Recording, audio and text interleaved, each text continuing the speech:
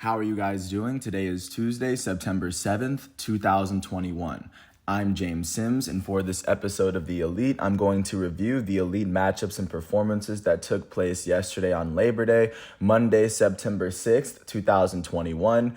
And of course, I'm going to preview everything that's going on today as we navigate through the world of sports one day at a time. Starting in the States with the MLB, because the MLB season is almost over. Starting in Baltimore, the Baltimore Orioles hosted the Kansas City Royals. The Orioles would hold the lead until the 8th inning, where the Kansas City Royals scored 2 runs. The go-ahead run would come off of an RBI single from Andrew Benintendi to give the Royals their 62nd win of the season. For the Baltimore Orioles, the start was given to Zach Lowther. Zach Lowther would allow 1 earned run off of 3 hits in 6 innings pitched, striking out 2. The loss would go to the Orioles' setup relief pitcher Cole Sulser. Sulser would allow 2 earned runs in 1 inning pitched as he struck out 1. He would pick up his 3rd blown save of the season, and he's now 4 for 4 on the year, as he would allow 2 runs in the 8th. In the A's batting lineup, their all-star designated hitter, Cedric Mullins, was the only player with more than 1 hit. He went 2 for 4 with an RBI and a run as he hit his 26th home run of the season yesterday. For Kansas City, the start was given to Chris Bubich. He allowed 2 earned runs in 5.1 innings pitched. He would strike out 4 before getting pulled in the 6th. The win would go to the Royals' first relief pitcher, Domingo Tapia. Tapia would go on to allow no earned runs in 1.2 innings pitched. He would finish the 6th and 7th innings for Kansas City. He picked up a strikeout in that span. With this win, Tapia is 2-0. The save, however, was given to the Royals' closer, Scott Barlow. Scott Barlow would allow no earned runs in the 9th inning as he struck out 1. This would be his 11th save of the year. In the Royals batting lineup, their left fielder Andrew Benintendi was the only player with more than 1 hit on the day. He went 2 for 3 with an RBI. With this win, the Kansas City Royals are 62-75. That is the 4th best record in the American League Central. They have now won their last 2 games, and they've won 5 of their last 10. They trail the Chicago White Sox by 17 games in the division. With this loss, the Baltimore Orioles are 43-93. That is the worst record in all of baseball right now. They've lost 7 of their last 10, and they currently trail the Tampa Bay Rays by 43 games in the division, which is also the gap between the best and worst teams in the American League, which is actually equal to the gap between the best and worst teams in the National League. The Orioles are one of 2 teams in the American League that have effectively been eliminated from playoff contention, so that's where they are. Jumping out to our nation's capital, not that far away from Baltimore, the Washington Nationals hosted the New York Mets. The Mets would lead for the majority of this game, but at the end of the day, the Nats would take the game in the bottom of the 9th. They were trailing by 1 going in, and after they tied it up off of an Andrew Stevenson single, Carter Kieboom's RBI single would go on to bring Josh Bell home to win the Nats game number 57 of the season. For the New York Mets, the start was given to Trevor Williams. Trevor Williams allowed 2 earned runs in 5 innings pitched, striking out 3. The loss was given to the Mets closer Edwin Diaz. Diaz allowed 2 earned runs in .1 inning pitched as he would not finish the 9th inning. In the Mets batting lineup, their elite shortstop Francisco Lindor went 2 for 5 with a run. Their elite first baseman Pete Alonso went 2 for 4 with 2 RBIs and a run as he hit his 30th home run of the season. Their elite second baseman Javier Baez went 2 for 4 with a run, and then their center fielder Kevin Pillar went 2 for 3. For the Washington Nationals, the start was given to Patrick Corbin. He allowed 3 earned runs in 7 innings pitched, striking out 4. The win was given to the Nats' only relief pitcher on the day, Kyle Finnegan. Finnegan would allow no earned runs in the 8th and 9th innings, with striking out 2 to pick up his 5th win of the season. He's now 5-6 this year. In the Nats batting lineup, their center fielder Lane Thomas went 2 for 5 with an RBI. Their third baseman Carter Kieboom went 2 for 5 with an RBI. Their catcher Alex Avila would end up going 2 for 4 he would not have a run. He just went 2 for 4. And also their second baseman, Luis Garcia, would go 2 for 4 as he went on to score a run for the Nats. With this win, the Washington Nationals are 57-80. They are tied with the Miami Marlins for the worst record in the National League East, and they are also tied for the 3rd worst record in the National League. They've only won 2 of their last 10 games as they now trail the Atlanta Braves by 15.5 games in the division. With this loss, the New York Mets are 69-69. That is the third best record in the National League East. They've only lost 3 of their last 10 games as they trailed the Atlanta Braves by 4 games in the division.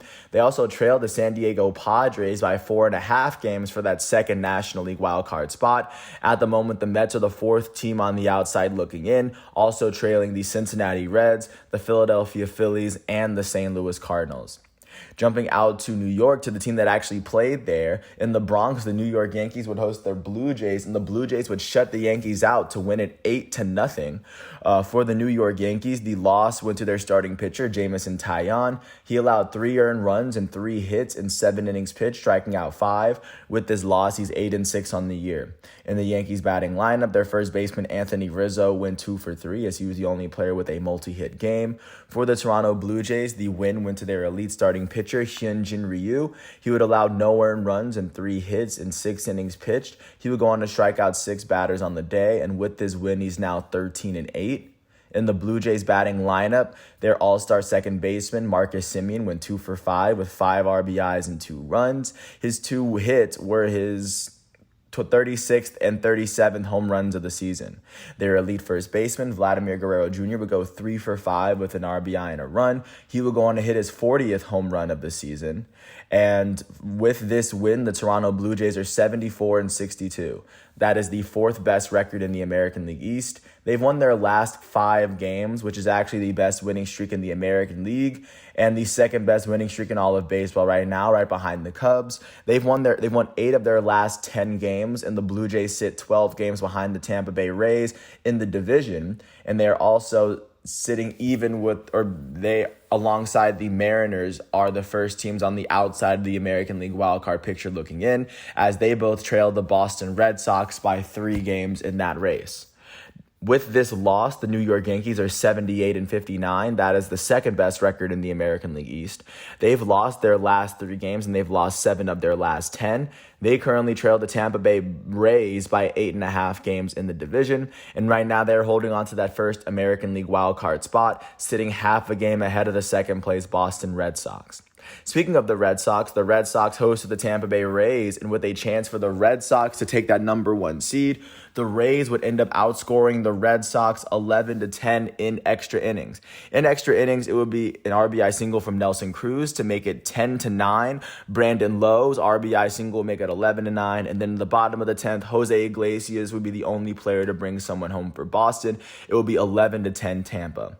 For the Boston Red Sox in this matchup, the start went to their elite starting pitcher, Chris Sale. Sale allowed 1 earned run in 3.2 innings pitched. He would strike out 6 on the day.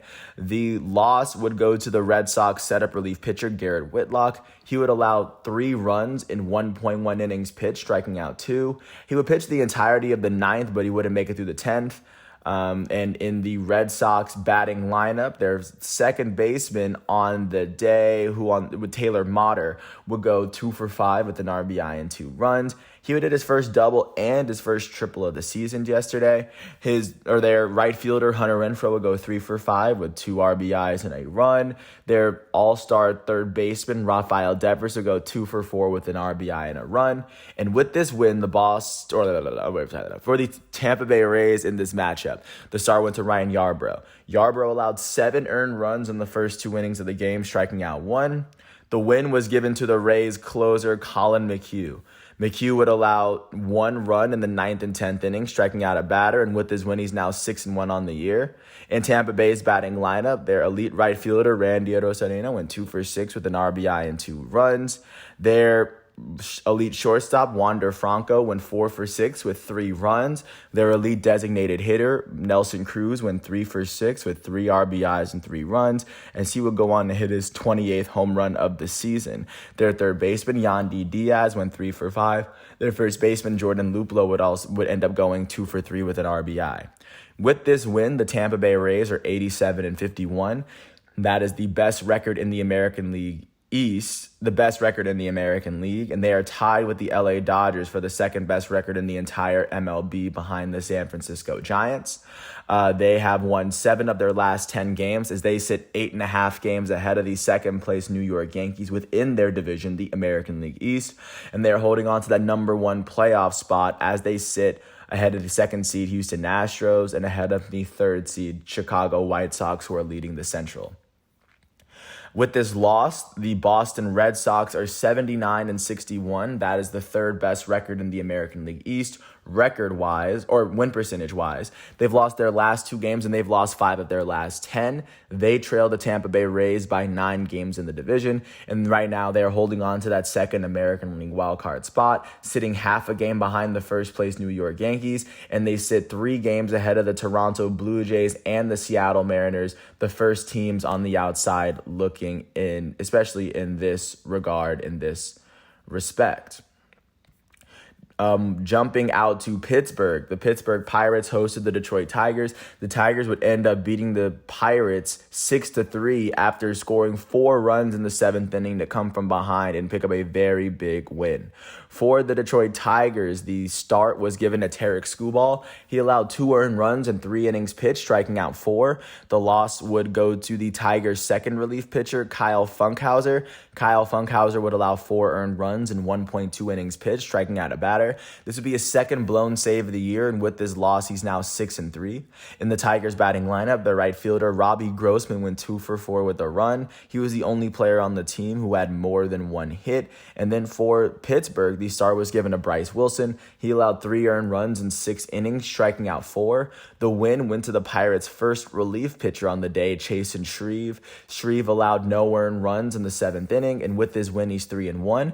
The save for the Pirates would end up going to David Bednar. Bednar allowed no earned runs in the 9th inning as he struck out all 3 of the batters he needed to get out. In the Pirates batting lineup, their third baseman Ke'Bryan Hayes went 3 for 4 with 2 RBIs and 2 runs. Their first baseman Yoshi Tsutsugo would go 2 for 4 with 2 RBIs. Their catcher Jacob Stallings would go 2 for 4. And then also their second baseman Cole Tucker would end up going 2 for 3 with a run. With this win, the Pittsburgh Pirates are 49-89. That is the worst record in the National League Central.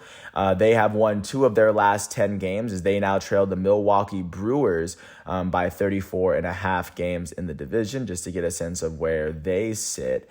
And right now, with this loss, the Detroit Tigers are 65-74. That is the third best record in the American League Central. They've lost 7 of their last 10 games, and they trail the Chicago White Sox by 15 games in the division at the moment. Jumping out to Milwaukee, the National League Central leaders hosted the Philadelphia Phillies. The Phillies would shut the Brewers out 12-0, and they also added 16 hits to their 12 runs. For the shutout Milwaukee Brewers, the loss went to their all-star starting pitcher Brandon Woodruff. He allowed 4 earned runs in 6 innings pitched, striking out 6. In the Brewers batting lineup, their elite left fielder Christian Yelich was the only player to log more than 1 hit. He went 2 for 4. For the Philadelphia Phillies in this matchup, the win went to their starting pitcher, Zach Wheeler. He allowed no earned runs and 5 hits in 6 innings pitched, striking out 9. In the Phillies batting lineup, their second baseman, Gene Segura, would go 3 for 5 with 4 RBIs and 2 runs. He would hit his 11th home run of the season.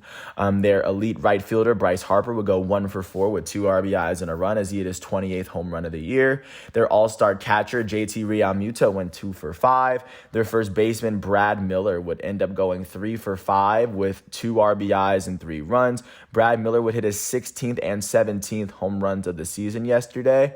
And with this win, the Philadelphia Phillies are 71-66. That is the second best record in the National League East. They've won their last 2 games, and they've won 8 of their last 10. At the moment, they trail the Atlanta Braves by 1.5 games in the division, and they trail the San Diego Padres by 2 games in that wild card race, as they are the second team on the outside looking in, as they also trail the Cincinnati Reds. With this loss, the Milwaukee Brewers, I don't know why I said the Milwaukee Brewers are now 84-55. That is the best record in the National League Central. They've lost 4 of their last 10 as they still sit 11 games ahead of the second place Cincinnati Reds within their division. And right now they're holding on to that second seed, sitting behind the San Francisco Giants out west, and they still sit ahead of the Atlanta Braves, who are sitting atop the East. Jumping out to Chicago, the Chicago Cubs hosted the Cincinnati Reds, and the Cubs would end up taking the home win against the Reds in the bottom of the 8th inning. The Reds would tie it up in the 6th, but once it was tied, it would be an RBI single from Frank Schwindel again, and what has probably been one of the most clutch streaks in Cubs history. But going back to the game itself, I digress. For the Cincinnati Reds, the start went to Sonny Gray. He allowed 3 runs in 5 innings pitched, striking out 8. The loss was given to the Reds' closer for the day, Michael Lorenzen. Lorenzen would allow 1 earned run in the 8th inning, and with this loss, he's 0-2. In the Reds batting lineup, their right fielder Nick Castellanos went 2 for 4 with a run. Their left fielder Aristides Aquino will go 2 for 2 as well. And for the Chicago Cubs, the start was given to Justin Steele. Justin Steele would allow 3 earned runs off of 4 hits in 5 innings pitched, striking out 4. The win was given to the Cubs' second relief pitcher, Scott Effross. He allowed no earned runs in 2 innings pitched, striking out a batter, and the save was given to the Cubs' closer for the day, Adam Morgan. Morgan would allow no earned runs in the 9th inning as he would pick up his second save of the year. In the Cubs batting lineup, their first baseman Frank Schwindel went 2 for 4 with an RBI and a run. Their catcher Wilson Contreras also went 2 for 4. With this win, the Chicago Cubs are 64-75. That is the 4th best record in the National League Central, as they now have an MLB best 7-game win streak. They've won 8 of their last 10. They trail the Milwaukee Brewers by 20 games in the division at the moment. With this loss, the Cincinnati Reds are 73-66. That is the 2nd best record in the National League Central. They've lost their last 2 games, and they've lost 7 of their last 10. They trailed the Milwaukee Brewers by 11 games in the division, and they now trail the San Diego Padres by a game in the wild card race, as the Cincinnati Reds are the first team on the outside looking in. They have as many wins as San Diego, but the Reds have 2 more losses. Jumping out to Denver, the site of the 2021 MLB All-Star Game, the Colorado Rockies hosted the San Francisco Giants. The Giants would beat the Rockies 10-5, as they would score 8 of their 10 between the 4th and 6th innings to build up a lead to which the Rockies just couldn't come back. For Colorado, the loss went to their starting pitcher, Kyle Freeland. He allowed 7 earned runs in 4.1 innings pitched as he struck out 6. With this loss, Kyle Freeland is 5-7 on the year. In the Rockies batting lineup, their second baseman, Brendan Rodgers, went 2 for 4 with a run. He was the only player on the team with a multi-hit game. And then for San Francisco, the win went to their starting pitcher, Kevin Gausman. He allowed 3 earned runs off of 5 hits in 7 innings pitched, striking out 9. With his win, he's now 13-5 on the season. In the Giants batting lineup, their first baseman, Darren Ruff, went 2 for 4 with 3 RBIs and a run. Ruff will go on to hit his 15th home run of the season. Their future Hall of Fame catcher, Buster Posey, went 2 for 5 with an RBI and 2 runs. Buster Posey will go on to hit his 17th home run of the season. Their second baseman, Thairo Estrada, would end up going 3 for 5 with 3 RBIs and 2 runs. He would hit his 5th and 6th home runs of the season yesterday. Their center fielder, Mauricio Dubon, will go 3 for 4 with 2 RBIs and a run. And also their left fielder, Steven Duggar, would end up going 2 for 5 with a run. With this win, the San Francisco Giants are 88-50. That is currently the best record in baseball by a game. They've won their last 2 games, and they've won 5 of their last 10 games. They sit a game ahead of the LA Dodgers within their own division, and I guess the Dodgers are tied with the Rays, so they have the best record in baseball by a game over both those teams. Like I said, they won their last 2 games, and they said a game ahead of the LA Dodgers within their division, and they are holding on to the number 1 seed in the National League playoff picture as they control the West. They sit ahead of the Brewers, who are holding that 2nd seed from the Central, and they are sitting ahead of the 3rd seed Atlanta Braves from the East. With this loss, the Colorado Rockies are 63-75. That is the 4th best record in the National League West. They've lost their last 2 games, and they've lost 6 of their last 10. They trailed the San Francisco Giants by 25 games in the division, as they can no longer compete for the division title, but they're still in playoff contention as of right now, just to give a sense of where the Rockies are. Jumping out to St. Louis, the St. Louis Cardinals hosted the reigning World Series champs, the LA Dodgers, and the Dodgers would beat the Cardinals 5-1 after scoring 4 of their 5 runs in the first inning. For the St. Louis Cardinals, the loss would go to their starting pitcher, Miles Mikolas. He allowed 5 runs in 5 innings, striking out 3. With this loss, he's 0-2 on the season. In the Cardinals batting lineup, their second baseman, Tommy Edman, went 2 for 4 with a run. Their elite first baseman, Paul Goldschmidt, went 3 for 4. And then for the Los Angeles Dodgers, the win went to their goated starting pitcher, Max Scherzer. Scherzer allowed one run, not even an earned run, off of 6 hits and 8 innings pitched as he struck out 13 for the day.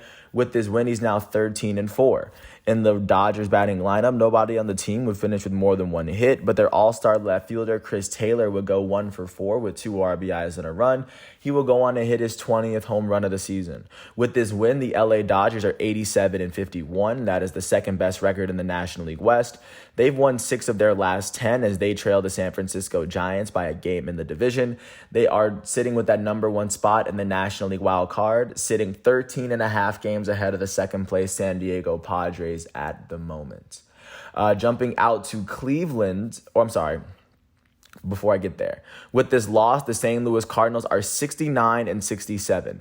That is the third best record in the National League Central. They've lost their last 3 games, and they've lost 5 of their last 10. They trail the Milwaukee Brewers by 13.5 games as they sit 3.5 games behind the San Diego Padres for that second National League wildcard spot. They are the third team on the outside looking in as they also trail the Cincinnati Reds and the Philadelphia Phillies.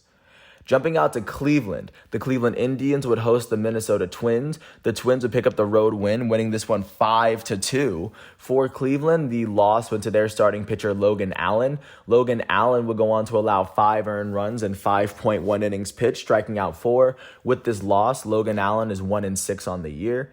In the Indians batting lineup, their center fielder, Miles Straw, went 3 for 4. For the Minnesota Twins, the start went to Bailey Ober. He allowed 2 earned runs and 4 innings pitched, striking out 4. The win was given to the Minnesota Twins' first relief pitcher on the day, Michael Pineda. He allowed no earned runs in 3 innings pitched, striking out 3. And with this win, he's now 5-8 on the year. The save will go to Alex Colome. He allowed no earned runs in the 9th inning, striking out a batter, and with this save, he now has 12 on the year.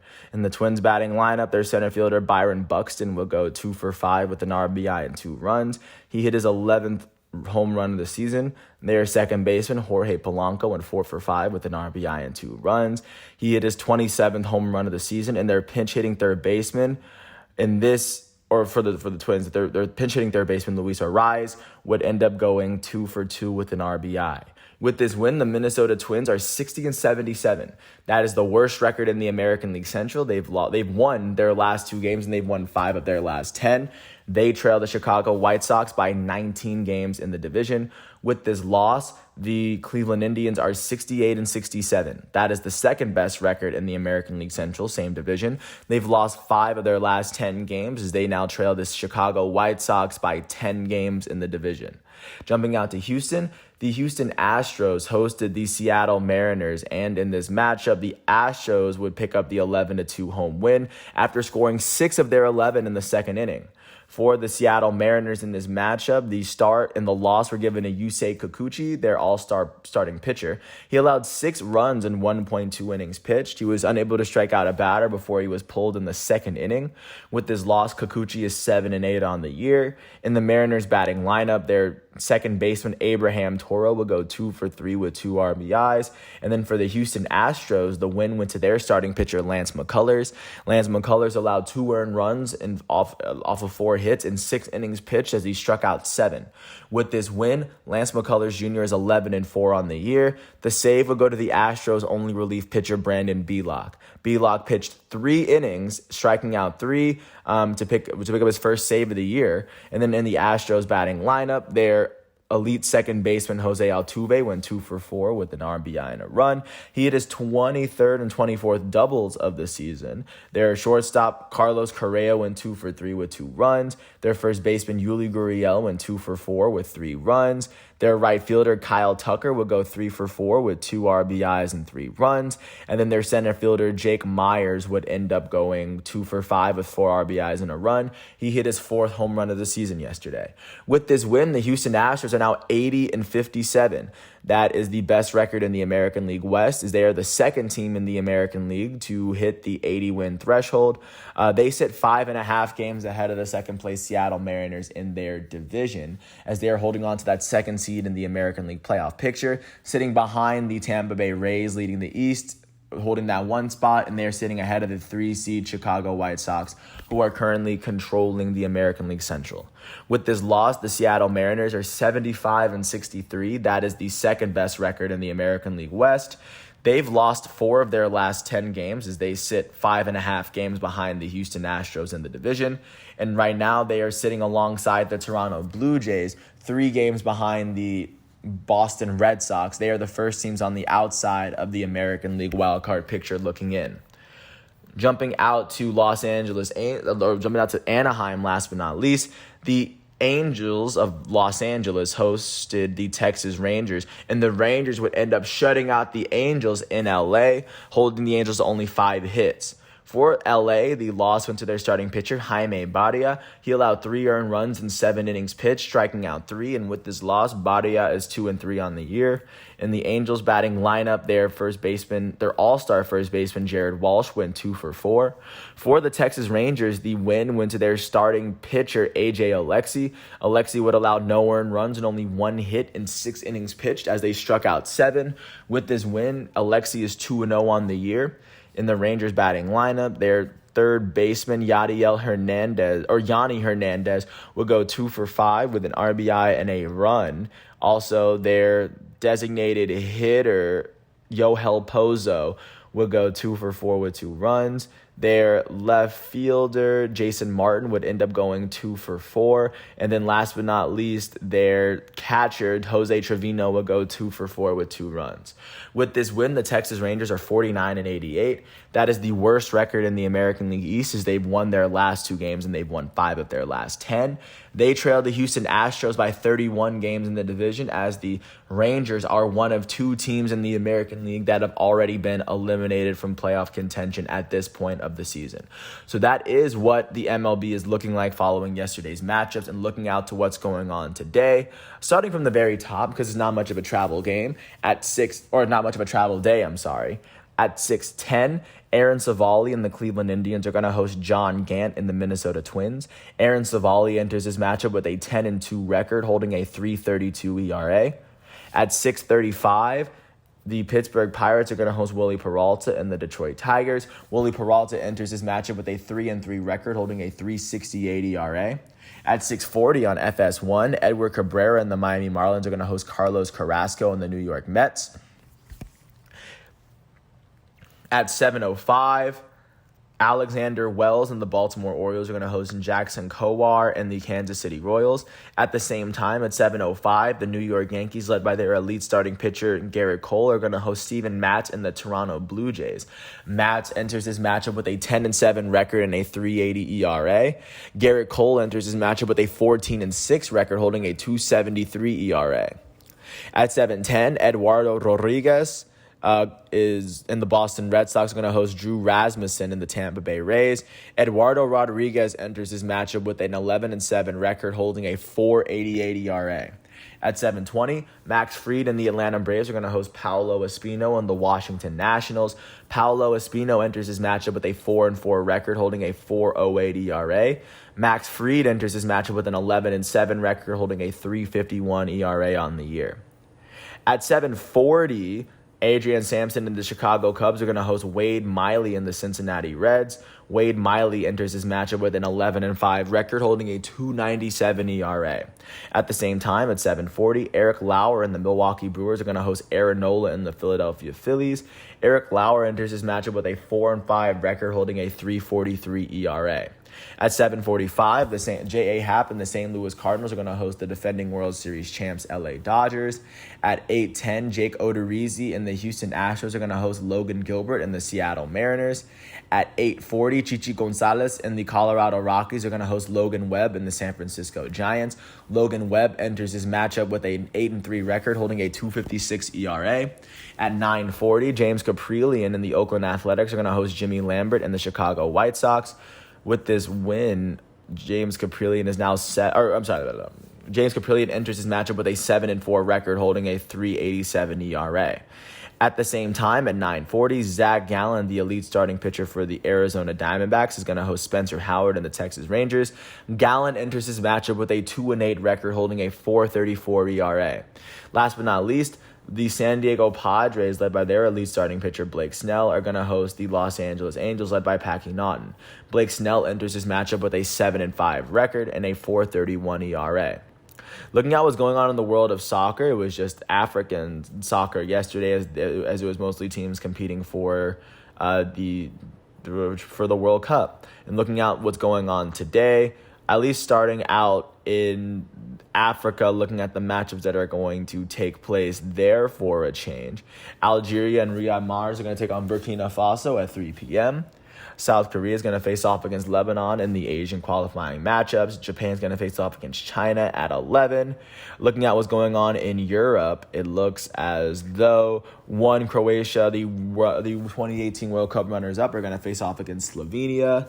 It looks as though France is going to face off against Finland at 2:45. The Netherlands is going to play Turkey at 2:45, same time. Norway is going to face off against Gibraltar at 2:45. And that's virtually what's going on in the world of soccer today. And also, don't forget, Portugal's facing off against Azerbaijan at 12 o'clock, as they will feature the new world record holder for international goals scored, Cristiano Ronaldo. With that said, I want to thank everyone once again for listening to all 31 minutes of this piece. Once again, I hope all is well. I want to thank the MLB and the FIFA websites for giving me the facts and figures that I needed for this episode. I want to apologize for all the people whose names I butchered. I do plan on getting them right one day.